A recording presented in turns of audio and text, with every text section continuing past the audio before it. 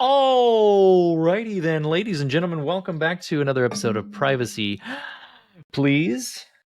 I'm here with Gabe Gumbs. This is Cameron Ivey speaking to you in your ear holes. If that's what you listen out of. They have one of those microphones that like the jawbones, and they're listening to us through the reverberations in their jaw. Is that for people that are deaf? Deaf? I don't know if that works for like if you're completely deaf, but like some of the old school military silent comms were that way. I'm certain they have better things than that now. I would know. And then there was a company literally called Jawbone that came out with a microphone product like that. Yeah. No affiliation. Right. No affiliation. I don't even know if the product works or not. So don't listen to me.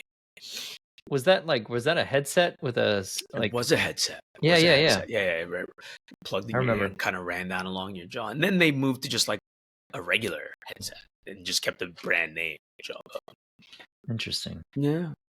Well, that's not what we're here for, though. What are we here for? Well, welcome back to the show, guys. Thanks for being here. Gabe, how are things going on your end? Everything good?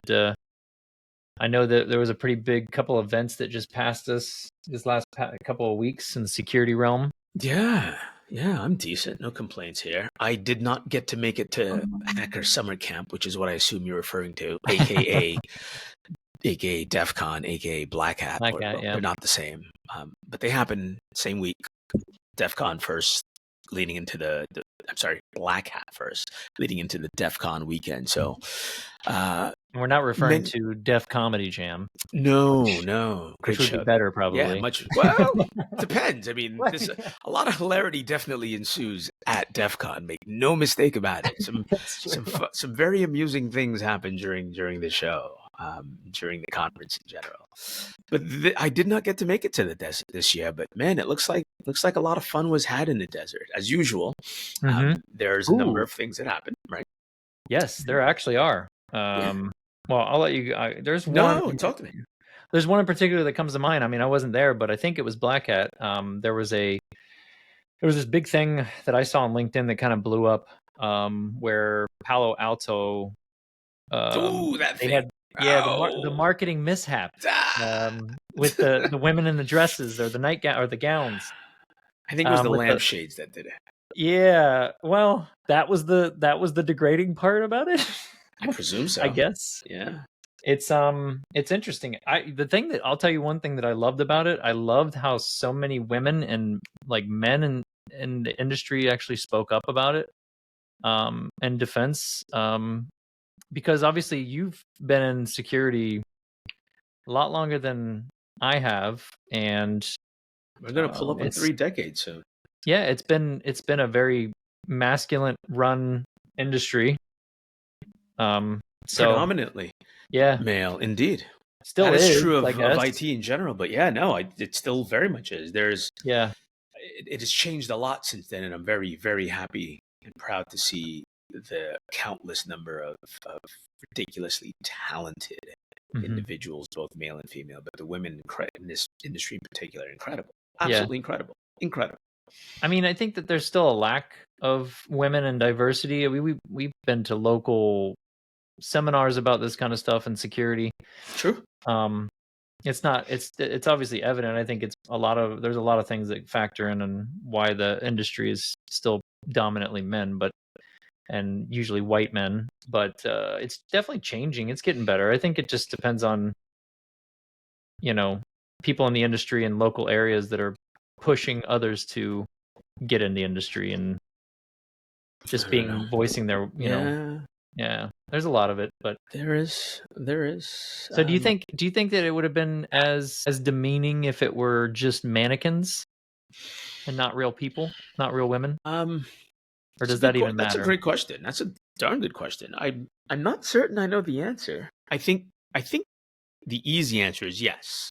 It may have still raised an eyebrow to like, what? Why? Yeah. But that they were actual humans creates a different problem too, right? Like those are two people that needed a job, took a job, and this is no one. I presume they didn't do it because they wanted to. I mean, I'm not knocking people that do it because they want to. True, here there for are that. those. Yes, there's absolutely nothing wrong with that. No shame, no kink shaming I'm not whatsoever sure. on privacy police. However, that's I have to ask myself. I don't understand. Like, I could sit here and say things like it's 2024, but here's the real thing: is like I don't get it. Like, what was the draw? What was the connection? Like, what was I guess was it just like it's Vegas? Like, I don't fucking get it. I don't get it. I don't know. I mean, I'm not sure if they had. I mean, I know the CEO had a response to it. It sounded like it was a mistake, and it wasn't what the company represents and all that kind of stuff. And All right. that's cool, but mistakes are forgivable. yeah, I don't know. I think sometimes this stuff can get definitely blown out of proportion too. There's two sides to it for sure. Yeah, well, that's easy. I mean, yeah, every industry loves some drama, and I'll tell you, InfoSec is no different. Boy, do we love some drama. We love some drama. CrowdStrike, there was CrowdStrike drama, right? Like that was a few weeks ago. So speaking of Black Hat also, or DEFCON, they won the Pony Award for, biggest fuck up. CrowdStrike proudly earned that pony. Yeah. We love some drama so much so we give out an entire award for it every year. Like who's deserving of the most amount of drama. But a lot of other fun things happened in the desert last week too, right? Like all the really good stuff, like all of the beautiful red teamers, blue teamers, purple teamers, just straight up hackers and hackresses. Hackresses.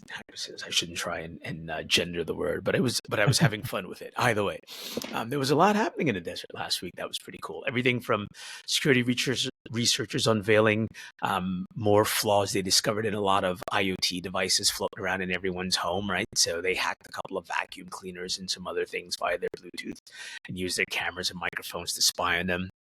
Suggestion: if you have a modem, a wireless modem that you've bought in the last couple of years, you probably can create multiple different, if not straight networks, like at least virtual LANs.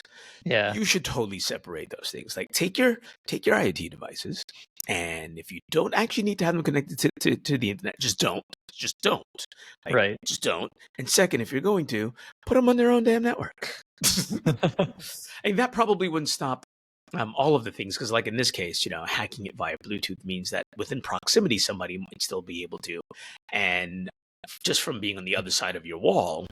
And that's the problem with these devices, right? Like being on the other side of the wall, that you just gave that outside world an immediate camera right into your house, right? Like crazy talk. Some other fun stuff. The Lockbit ransom group got infiltrated. That was pretty awesome, right? So John DiMaggio, researcher, he'd used just some kind of OSINT activities to try to identify members of that ransom gang. Ransomware, of course, being ever present at Black Hat, right? Some of the other cool ones I saw related to ransomware or tangentially related to ransomware. There were some talks from some of the researchers at Northwestern. They wanted to test their backup solutions. They were like, is it actually immutable? The answer, nope. Pwned. I've been, for those of you that follow my grumpiness online, but like a few months ago, I posted that meme. It's like, prove to me your mutability isn't just an access control. The guy sitting at the table, because like I have yet to find other immutability capabilities that are a little other than an access control. Man, there was so much fun stuff happening. Like just so many fun things. There were a lot of stuff. Laser microphone, eavesdropping. Yeah. These are just some of the highlights. What's this prompt injection on Microsoft Copilot? So it was a new vector of attack against Copilot that allowed you, based on the prompts that you put in, to have the system return sensitive information, which was I didn't get a chance to see that one. So the presentation materials and the videos are starting to trickle in online, as well as all of the other information as people get back home. So I haven't had a chance to pour through it all, but it looks fascinating. I'm slightly disappointed now that I didn't get a chance to make it this year. It's, looks like it was a good time. I've yet to experience a Black Hat. Yeah, well, I would say you definitely got to do it at least once in your life. Like you absolutely must. But maybe I did go to one. I don't know. They all start to mesh together, They do. Trust me, they do. Maybe it was DEFCON is the one I've never been to. Okay, that's possible. A lot of folks, especially if you're in the solution side of the industry, so to speak, will typically attend just Black Hat. That's the more commercially oriented part of it. DEFCON predates Black Hat. I don't know, by about 5-6 years, maybe. I don't remember how long now. That is the hacker gather. That is the hacker gather. Still a cash only event. You don't need to tell anyone who you are. You just show up, put some money on the table, go participate. That's cool. Picking village, some satellite hacking villages, all kinds of cool stuff. Yeah, I remember you were pretty excited. I think it was a few years ago when you got to take. I think you took your son. Yeah, which must have been a pretty fun experience. Yeah, it's good stuff. It's good stuff. A rite of passage, I tell you. A rite of passage. See if you can figure out how to get around the parental controls. If you can do it, you've earned it. You can keep it. If you can't, that's it. You're back to watching Just Barney. Sorry. But I'm a teenager. I don't care. That's right. That's right. Watch Barney until you can get around the access control. Well, was there anything else that stood out that was pretty major that people should know about that you? I think one of the other significant ones was there was some research around hacking AWS accounts using shadow accounts, which is huge, absolutely huge. Some topics that we haven't spent a ton of time talking about on this show, but I've been researching offline. There's just so much assumptions made about how AWS works by a lot of people leveraging the platform. And this platform isn't necessarily inherently secure, although it has its issues like anything else. A large part of the problem is just how people assume it works. Mm-hmm. And it is complicated, is the other side of that coin. It's really difficult to know all of the inner workings. And even if you knew many of the inner workings, you'd be far from ever knowing enough to really feel comfortable, in my opinion, that you know it all. And yeah, these researchers they demonstrated how you could take over AWS accounts using shadow. It was interesting. It was very good. Again, that's another one I want to dive into a little bit further. But AWS has become another place where folks are starting to leverage it more, not even just for all of its many capabilities to automate infrastructure and things of that nature, but for simple cloud storage. Even it has become a very significant part of a lot of people's infrastructure, even in the very uncoupled, even as just an archival place for them to put data. And I hear on a daily basis statements made about how AWS works that I spend not less than an hour a day educating people on what they think happens when you do certain things in AWS and how they think it otherwise keeps them protected. For example, keeping their data immutable in an object storage bucket by simply turning on object locked and version control. Like the first thing they don't realize is their cost starts going up like tremendously. And the second thing they don't realize is it's an access control, right? Like and so then you walk them through any number of ways to bypass it and or poison it first, and they're like, I didn't think you could do any of that. It's like, it's not that I'm a magical unicorn. I mean, this pretty little horn on my head might suggest that, but there's so much to be learned and to understand about how the infrastructure works. And so, yeah, there was some great talks. That was probably for me, one of the bigger ones too, was the AWS account takeover stuff. Just think of how much AWS rules the world from an IT infrastructure perspective. How many SaaS products are built on top of it? How many individual organizations are using it as part of their overall IT strategy? How much just relies on it? How much of the internet period relies on it these days? It's a fairly high number.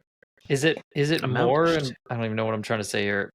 Compared to Google, is it more important to our? Oh, definitely. They have way more market share from an infrastructure perspective than Google. I'd say, if you were stack ranking the three hyperscalers, as they get referred to, the three hyperscale cloud vendors, it would definitely be, AWS, then Microsoft, then Google. Wow. Yeah. But Google did Google not used to be one of the tops before? Or they never really got their cloud platform to take off quite the same way. It's in use. It's a solid platform. It has its pros. Like anything else, it has its cons. Yeah. but it's never quite gotten the same kind of adoption that AWS has. Why? There's a number of different reasons, but the number one thing that everyone points to is the truth is they were kind of late to that game. They were a little late to the cloud infrastructure as a service, platform as a service, the IaaS, PaaS, all that stuff game. So interesting. Okay. Well, any other highlights from Black Hat that we didn't touch on, maybe? Man, there were so many. I think we should probably hit a little blogcast the action up maybe on it. We'll see. We'll decide if we want to post some more. We'll drop some links in chat to some other resources, though. I'll definitely drop some of the talks that I thought were really noteworthy. They certainly all make the list, but there are a few that really floated to the top of my list that I want to highlight for folks. So, otherwise, that was it. Another year in the desert. Glad everyone made it back safe. I may try and get there next year. It's hard to say knowing this far out. Yeah, we'll see. I know Transcend. We made an appearance at Black Hat for the first time, so maybe I'll get a chance to be there next year. But some notable events that are coming up. I'll PSR IAPP in LA in September. Nice. I'll be there. So if anybody's going to be there, let me know. Right on. You signing shirts? Yeah, I'll sign some shirts. Baseball caps, whatever, babies. Whatever you got. Yeah. Babies, man boobs. Shirt whatever. Sleeves. Yeah. Shoes. Yeah. I'll take some pictures with you. Righteous. If I'm feeling, friendly enough. Yeah. No. Security. Security. Who is this guy? Move this man. Tell him to stop tugging at my hem. This guy's trying to sign me. No, I don't like it. All right, Gabe. Well, thanks, man, and thanks for everyone for listening. If you guys got questions or anything that we missed that was big that we weren't there, you were there, shoot it our way. I'd love to highlight it and all that kind of stuff. So love you guys. Until next week. Until next week. Toodles.